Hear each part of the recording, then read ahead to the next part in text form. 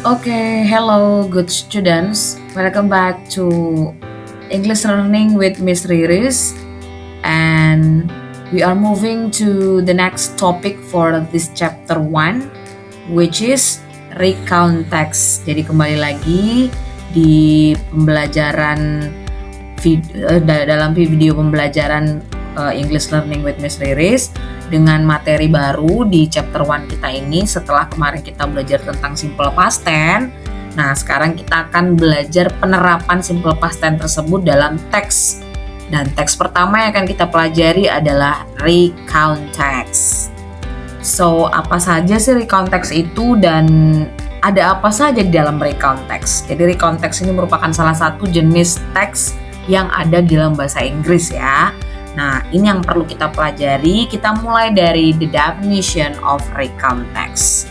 So, recount text is a text that retells events or experience that happened in the past. Jadi, recount text ini adalah sebuah teks dalam bahasa Inggris yang bertujuan untuk apa? Retells, menceritakan kembali peristiwa atau kejadian-kejadian yang terjadinya kapan? Di masa lampau. Makanya ini ada relasinya dengan materi sebelumnya, yaitu simple past tense. Dan otomatis simple past tense itu merupakan bagian dari recount text.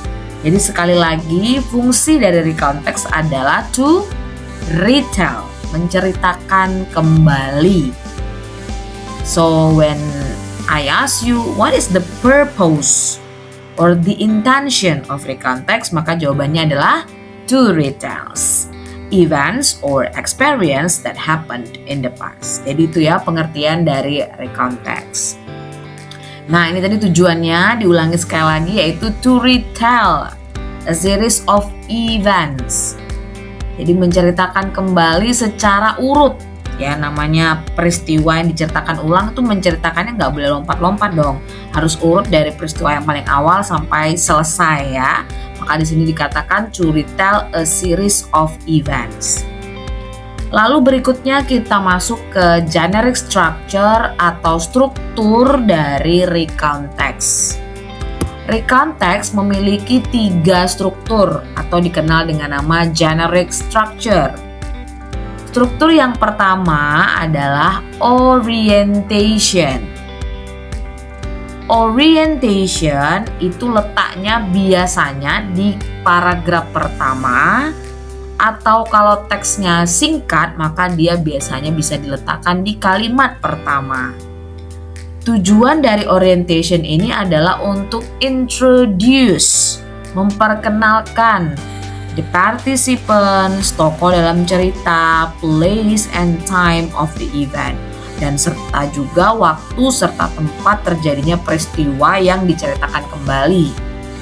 Orientation sekali lagi letaknya di awal teks, biasanya paragraf pertama, atau jika teksnya pendek dia ada di kalimat pertama. Lalu struktur yang kedua adalah event. Event ini merupakan part penting di dalam recount text karena di event inilah semua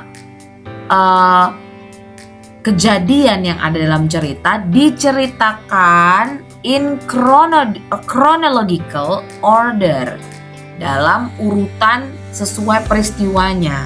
Jadi peristiwa yang paling pertama akan diceritakan kembali, lanjut peristiwa berikutnya, dan berikutnya secara urut. Nah, biasanya letaknya di mana? Tentu setelah paragraf pertama. Dimulai dari kejadian pertama sampai terakhir nanti itu disebut dengan event. Yang berikutnya yang terakhir adalah reorientation. Reorientation ini merupakan part atau struktur terakhir dari konteks dan letaknya tentu saja di bagian akhir. Dia bisa berupa paragraf, bisa juga hanya berupa statement di akhir paragraf yang masuk ke dalam paragrafnya event. Jadi nggak harus satu paragraf tapi bisa kalimat terakhir. Yang isinya apa sih dalam reorientation ini? Dalam reorientation disampaikan personal comment atau impression si penulis cerita terhadap semua peristiwa yang terjadi yang diceritakan kembali. Nah, biasanya recontext ini point of view-nya adalah I, saya. Jadi si saya ini akan menceritakan ulang pengalaman yang terjadi yang sudah berlalu di masa lampau. Nah, di akhir dari cerita tersebut, biasanya si I ini akan menyampaikan personal comment atau impression. Misalnya, aku begitu malu ketika peristiwa itu terjadi. Atau misalnya, aku sangat bahagia melakukan aktivitas di masa liburan kemarin. Nah, itu namanya personal statement atau personal comment. Nah, jadi bagian ini merupakan bagian penutup dari sebuah recontext. Sekali lagi tidak harus berupa paragraf, tapi bisa hanya berupa satu kalimat saja yang bahkan letaknya itu menyatu dengan event terakhir dari si cerita recontext tersebut. So, ada 3, Miss ulangi sekali lagi. Yang pertama ada orientation, yang kedua events, yang ketiga adalah reorientation. Cara ngapalinnya gimana, Miss? Gampang, kamu ingat aja Oreo. Tahu ya makanan Oreo? Nah, ingat aja itu Oreo. O-nya, OR-nya orientation, E-nya event, O yang terakhir reorientation. So that's the general structure of recontext. We're gonna move to the characteristic of recontext yang kita kenal dengan istilah language features. Kita perlu tahu language features ini supaya tidak bingung ketika membaca sebuah teks. Begitu kamu melihat ciri-cirinya, kamu akan langsung tahu ini adalah recontext. So kalau ini recontext berarti dia retell past events, ya kan? Nah, ciri-ciri dari recontext itu apa sih? Yang pertama, dia menggunakan subjek personal participant. Biasanya dia pakai I. Lalu ada turunannya yaitu bisa my friend, my family. Tapi bisa juga beberapa teks dia menggunakan we. Intinya ada include nih si I di sana. Yang kedua, time connectives. Nah, time connectives ini nanti akan Miss bahas lebih lanjut di slide berikutnya ya. Jadi time connectives itu apa? Time connectives itu adalah kata penghubung yang menyatakan keterangan waktu dari peristiwa yang diceritakan dalam recontext. Ciri khas yang ketiga adalah penggunaan simple past tense. Harus ini ya, karena sudah terjadi di masa lampau, maka tenses yang digunakan adalah simple past tense. Sudah kita pelajari di part sebelumnya ya. Dan di simple past tense ini kita menggunakan kata kerja keberapa? Kata kerja kedua. Atau kita menggunakan to be, yaitu was dan were. Dan ini sudah dibahas detail di materi simple past. Nah, sekarang kita akan melihat contoh dari time connectives in recontext. Time connectives dalam recontext itu dibagi 3, guys. Yang pertama adalah time connectives yang bisa digunakan in the beginning of the text, di bagian awal dari cerita. Nah, untuk ciri khasnya dia akan menggunakan kata-kata berikut ini. Yang pertama, in the beginning, atau ada kata first, lalu bisa juga kata firstly, at verse, atau verse of all. Nah, ini biasanya digunakan di awal cerita. Time connectives yang kedua itu letaknya in the middle, di tengah-tengah cerita. Biasanya ini letaknya di part event ya, di bagian event tadi. Nah, apa saja contoh time connectives atau kata penghubung waktunya? Yang pertama ada then, kemudian, lalu ada after that, setelah itu. Ada later, sama, kemudian juga ada next, berikutnya. Lalu bisa juga menggunakan ordinal number seperti second or secondly, third or thirdly. Lalu yang terakhir, time connectives-nya itu letaknya di ending, bagian akhir dari recontext. Nah, kata-kata yang bisa digunakan untuk mengakhiri sebuah recontext apa saja sih? Yang pertama kita bisa pakai finally, akhirnya. Kita juga bisa menggunakan at last, akhirnya juga, atau at the end, pada akhirnya, sama dengan by the end, pada akhirnya, atau pakai in the end, itu juga bisa. At the end, by the end, in the end itu sama, pada akhirnya, atau mau pakai lastly juga boleh. Nah, inilah contoh dari time connectives yang digunakan di dalam recount text berdasarkan letaknya, yaitu in the beginning, middle, atau ending of the text. Lalu sekarang kita coba yuk, kita jawab pertanyaan berikut ini dengan mengisi menggunakan connectives yang tepat.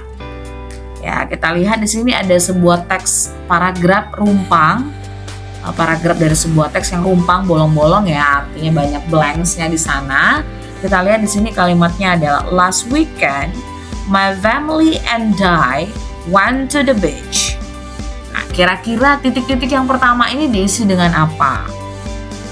Beginning, middle, atau ending? Iya, diisi dengan beginning ya. Kita menggunakan pilih di beginning itu mau pakai apa. Yang paling gampang kita bisa gunakan first. First, we walk along the shore. Pertama-tama, kami berjalan di sepanjang tepi pantai. Lalu ada aktivitas berikutnya, lanjutannya nih.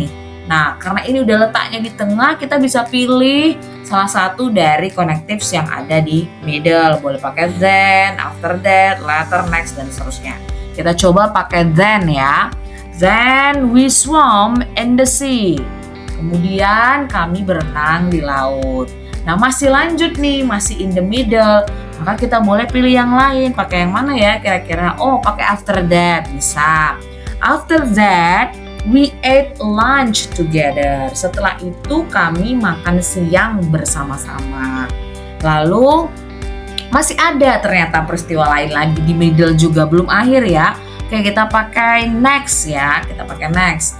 Next, we play volleyball on the sand. Selanjutnya, kami bermain bola voli di pasir.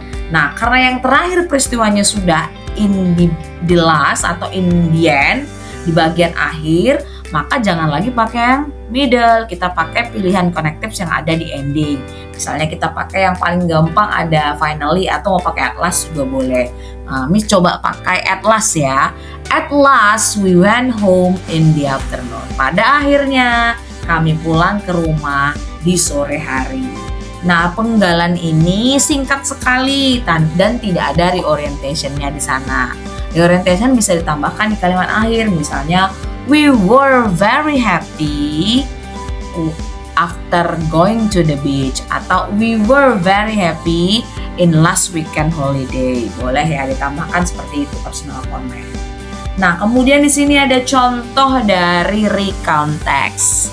Silakan anak-anak baca, karena Miss sudah kirimkan ya teks ini melalui WhatsApp group. Silakan kalian baca dulu, atau baca dari layar ini saja, di pause kemudian nanti dibaca latihan di rumah. Boleh. Nah, nanti di kelas kita akan baca bersama-sama, and I will read for you first. Okay guys, that's all the explanation about recount text. Itulah penjelasan tentang recount text sebagai basic knowledge sebelum kalian masuk ke latihan soal, menjawab pertanyaan berdasarkan teks. Harus tahu dulu basicnya ya.